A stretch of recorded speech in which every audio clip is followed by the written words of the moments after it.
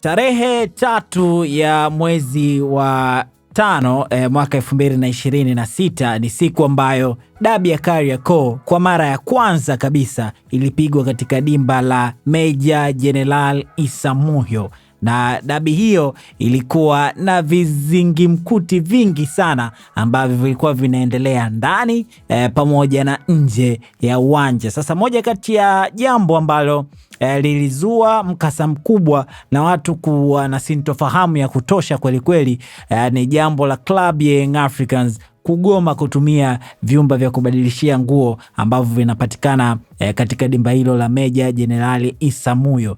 Badala yake klabu ya Young Africans ilitumia nyumba iliyokuwa karibu na uwanja huo ili kuweza kufanya mabadiliko ya nguo, lakini pia hata half time ama ule muda wa mapumziko wao walitumia nyumba hiyo kama sehemu yao ya kubadilishana mawazo, lakini hata mchezo ulipotamatika walitumia nyumba hiyo kama sehemu ya makutano yao ya mwisho kabla ya kuweza kuondoka. Sasa tukio hilo limeleta sintofahamu kubwa, na moja kati ya wachambuzi nguli wa soka hapa nchini Tanzania, lakini pia waandishi wa habari wa kongwe, nikiwa namzungumzia Edo Kumwembe, aliweza kutoa mawazo yake kuhusiana na sakata hilo. Anasema Yanga walizua kituko cha mwaka kwa kwenda kubadilisha nguo zao katika nyumba ya mtu.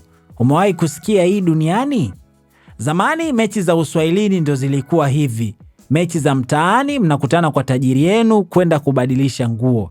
Yanga waliamua kwenda kubadilishia nguo huko wakati wa mapumziko, wakaenda huko, mpira ulipoisha wakaenda huko. Wanajua haifai, wanajua wataadhibiwa, lakini nani anajali?